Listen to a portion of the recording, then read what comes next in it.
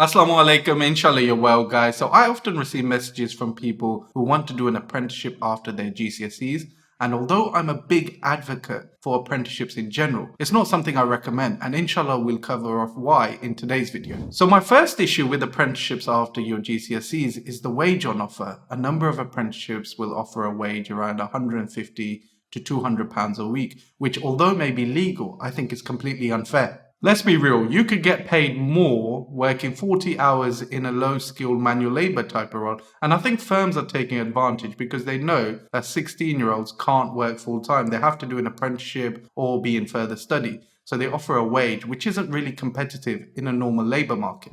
My second issue is the length of these apprenticeships, and there's 2 points I want to cover off here. Firstly, there may not be a long-term career plan in place. So as an example, you could do a level 2 apprenticeship, and then once you've completed it, that's it. You're left to your own devices. Your employer doesn't have further progression planned in place for you. Then once you leave, the organisation will hire another level 2 apprenticeship to fill the gap you've left. And this then turns out a cheap way of employing someone full time. And there's no benefit to you because you've left your employer after 1 year, which doesn't really look great on your career. Yes, you may get some experience, but if you're a 16-year-old and you've done an apprenticeship for a year, you'll only be 17 years old. So you'll have to either get another apprenticeship or go back to study full time, which may not be what you want to do. Secondly, some firms will make the length of an apprenticeship unnecessarily long. So as an example, you could be studying for the level 2 AAT qualification for around 12 to 18 months. And if you were to self-study and do the exams by yourself, you could probably cover that off in as little as 6 months.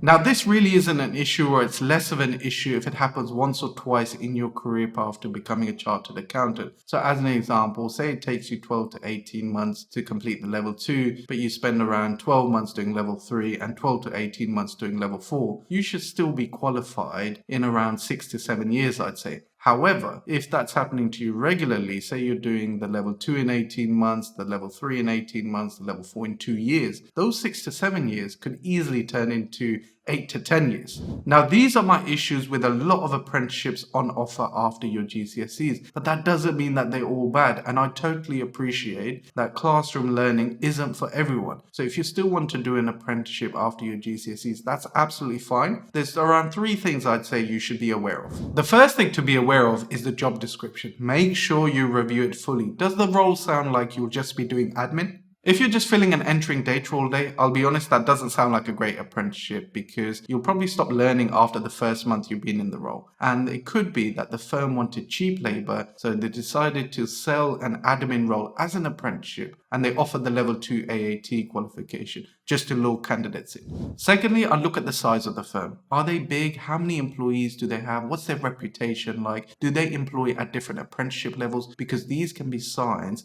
of whether there is a long-term career plan in place or not. Sometimes it's not clear, and that's absolutely fine. I'd still apply for that role. I wouldn't ignore it completely. I'd apply and then seek assurances during the interview stage. What are the long-term career plans in place for this role? The third thing I'll look at is the training provider, and many job adverts, especially those on the gov.uk website, will list the name of the training provider.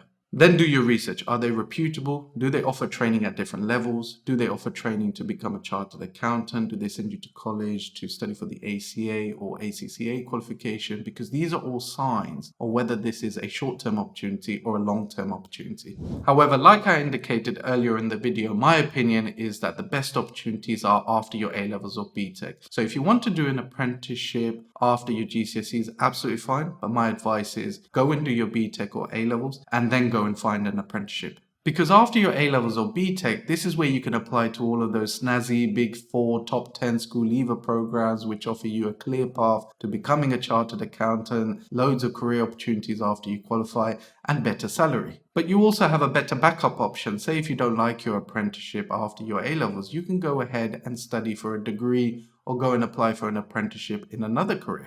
And that would probably feel better than having to study for A-levels or BTEC if you didn't like an apprenticeship after your GCSEs. And you might say, actually, instead of doing A-levels or BTEC, I'll apply for an apprenticeship in a different field, in a different career. Yes, absolutely fine, you could do that. But again, you'll find your options limited. More options available to you after your A-levels or BTEC. But inshallah, I've made that easy to understand, guys. I'll leave it there for now. As always, any questions or queries, please feel free to comment below or message me on Instagram.